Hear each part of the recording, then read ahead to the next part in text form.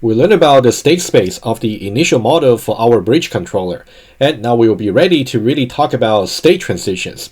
Basically, just remember, the system should be really dynamic, should be subject to changes as we evolve the system. So the system should be instantiated or initialized to certain configuration, if you think about how it should work. And then from that particular configuration that we initialized, we definitely should really go from configuration to another configuration as we modify the values for the variables. And that's really the so-called making a transition from one state to another. So that's something I would like to make concrete for you to understand in this part of the lecture. Right, let's now go over some bullet points and then we'll see exactly what I just remarked in the beginning. And the system acts as an abstract state machine. So that's the acronym I would like you to remember for this course.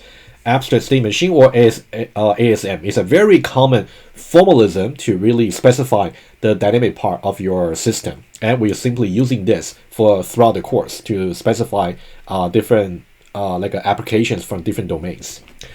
The system will simply evolve as actions of enable events change the values of variables subject to invariance. So this definition here, read it very carefully. You got many ingredients over here. Let me try to break it down into several parts over here. First of all, our machine, our system is going to evolve continuously without stopping, right? It's not going to terminate, so termination is not really our concern for specifying like an abstract state machine, unlike the like a sorting algorithm, as I mentioned earlier.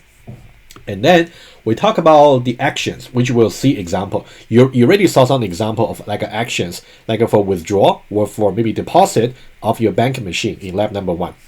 But I want to emphasize, we talk about events that are actually enabled. Whether or not the events are enabled, I'm going to define formally in the later bullet point. But it basically depends on whether or not the current states will evaluate the guards of the events to be true or false. If the guards for the event evaluate true, that means the events are enabled, meaning that it's ready to actually occur. And if the events actually occur, the action part for the events is actually going to change the value of the variables. However, it will be subject to the invariance constraint that we spoke about, right? We said that invariance must be established by the initialization of the system, and not only that, between any updates, in this case, any actions taking effects, from the enable events, you must make sure every one of them should really preserve the invariance. So that's something we want to keep in mind. So really study this definition very carefully. It does contain many useful facts or insight into something we're going to discuss right now. Right, so at any given state, a valid configuration of the constant with variables. So we talk about example configuration given the model state space earlier. So this is exactly what I meant over here. So sometimes I might just say given the at any given states. So when I say state, that really means a configuration. All right. And an event is said to be enabled, as I mentioned, if its guards evaluate to be true in the current state or in the current configuration. Right. And an event is said to be disabled, meaning that it cannot really occur if its guard evaluated to false, right? It's a definition about enable versus disable. It's actually pretty simple but fundamental, right? If the events are disabled, it's simply not possible for its action to really take effects and then change the variable values. Right, so now we're going to talk about an enable event makes a state transition if it occurs and its actions take effects. That's a very important principle over here. I'm going to give you some concrete example in just a moment. Let's now talk about, in the case of the initial model M0, we actually got 2 events, right? Let me just remind you very quickly. Remember from the earlier diagram that we spoke about, we talked about this abstraction over here. We got the compound of the islet and the breach, and we don't really distinguish between the islet and the breach. And so we got another compound of mainland. And the only 2 things we'd like to actually monitor will be the cards go from mainland into the compound, or the card going from the compound into the mainland. So these are the only 2 changes we would like to make, right? We talk about how we capture the requirements number 2 using the N and also D, right? That's something we spoke about earlier. If you have any doubts, you may want to recall the details from the earlier video. All right, let me now start talking about how we can formalize these two kind of changes on the variable n using two events. So the first event we talk about, let me just read through the definition and then I'll try to visualize that together with you. So the first event is called ML out. Okay, ML over here simply stands for mainland, which means a car moving out of the mainland, right? So you simply exit from the mainland. So if you exit from the mainland, that means it's entering at the same time into the island bridge compound, right? It's kind of obvious, right? And here we simply say, oh, by the way, so begin and whatever that goes in between begin and end is so-called action, the action part for the events. Okay, let's talk about the second event as well, and then I'll go on to iPad and then to talk about some important points. And we want to decide. You may just want to think to yourself, would it be correct to have such specification about about monitoring the car going out of the mainland into the compound? Is this correct, right? As far as the invariance that we actually have is concerned, you can definitely refer to the invariance that we declared in the earlier video, the earlier part. Okay, you can think about it, but I'm going to give you some intuition. But later in the lecture, we should really also formally prove it or disprove it. We'll get there. And the second event is kind of symmetric. MLN over here, ML again is a mainland. So we're talking about observing a car going into the mainland.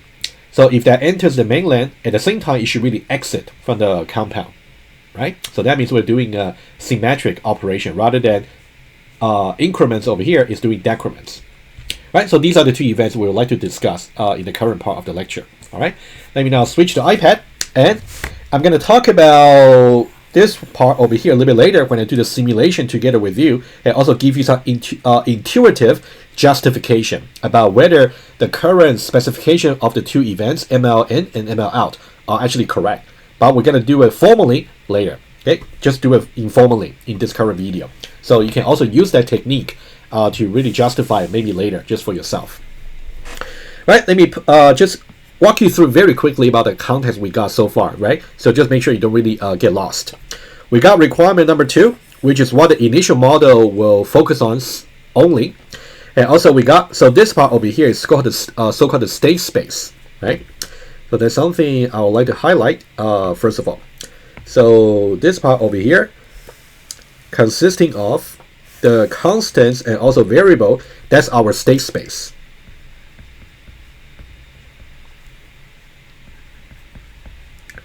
And any valid configuration with valuations of the constant d and also variable n, that will be called a single states or configuration, right? As I said earlier. And this is the abstraction that we apply to really create this initial model, right? So this is the abstraction, which is also very important learning outcome for this course, right? This is abstraction. Abstraction with respect to requirements number 2, right? Which I spoke about earlier. I'm not gonna repeat to waste your time. All right, so that's what we got so far, and let's now talk about these two events over here, right? These two, right? And let me talk about what, at least you want to understand exactly what they really meant to do, right? Otherwise, you cannot really analyze them. So let me start with the ML out, all right? The ML out is over here, okay? ML out, again, so here you can see, what as I said earlier, ML over here simply means the mainland. Okay, so ML out really meant you want to exit from the mainland. So you can see the mainland is over here. There's one compound that we spoke about. So we simply go from the mainland into the island. So this will be a single car that we can actually observe from high in the sky, right? So this will be a car moving from the mainland into the compound over here. In that case, what should be changed in this case? Well, the one that should be expected to be changed will be the variable over here. Remember, we actually maintain some variable over here, and that will actually records how many cars are currently in the are actually in the compound. So this one over here should really actually +1 to the value of n.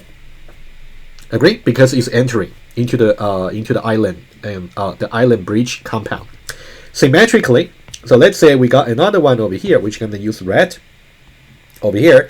this one over here, ML stands for the same mainland. And then this one basically is about we observing from high in the sky a car exiting from the mainland, exiting from the compound into mainland. Right? Just be careful with how you interpret that. If you interpret it the wrong way, then you definitely will get confused about why we're doing decrementing or incrementing. So now in this case, if the car simply go from the compound into mainland, so that means we get a decrement, this particular value, right? All right, so that one is going to decrements, right? The value. That's why you see decrement here, and that's why you see increment over here, right? And one very important concept I want to mention now, which I will emphasize again in the next video, when we try to formalize the actions as predicates, right? So what you really want to understand over here, within the begin and end part over here, you can see this is about calling equal to over here, right? Let me just circle a little bit better, okay? Call, I really don't want to, yeah, so this will be better, calling equal, okay? And this is another part over here, and also we got calling equal to, okay? So whatever that goes in between the begin and end is so-called actions of the particular events, right? So this part over here, so these are so-called the actions of events. And for any particular event, you may have more than one actions. At the moment, this event has only a single action. And for this event over here, that also has a single action over here. And what's really not really being specified over here is about the guard of the events. In this case, if the guard is simply missing, it will be as if the guard is actually true, right? That's also important to point out. Okay, that's also something I'd like to say over here. So you can see over here, in this case, it will be as if the syntax for the guard, you will see later. You will have a keyword called when. So that'll be the keyword for the guard. And it will be say, when can you actually, when can this event occur, right? So now we are saying that it will be, if you simply didn't specify the when part, the guard over here, so that means you can basically, the event can simply just occur under any circumstances because the guard will always be evaluated true, right? True will simply evaluate to true for any states, all right? And similarly, over here, you can see the guard is actually not present over here. It would be as if we actually simply specify the guard to be true. Right, sorry, it's poor writing over here. Let me try again. So it would be when the guard is actually, so here would be true. Right, you can also refer to your lab number 1, the bank 0 machine. You will see that we did specify some guards for the machines, right? Right, let me also talk about the guards very quickly. That's also important to understand. So this part over here, and also this part over here, so these will determine whether or not the guards, whether or not the events will be enabled. So this part over here, and also this part over here, so these are called the guards. Okay, so that means events enabled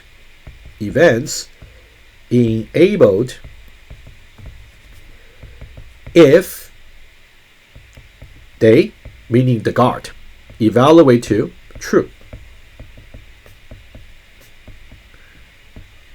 All right, so at the moment you can see in the for these two events, their guards simply their guards are simply absent, meaning that it would be as if we declare true to be their guards, and that means these two events are always enabled in this particular case, right? There's also another thing to point out.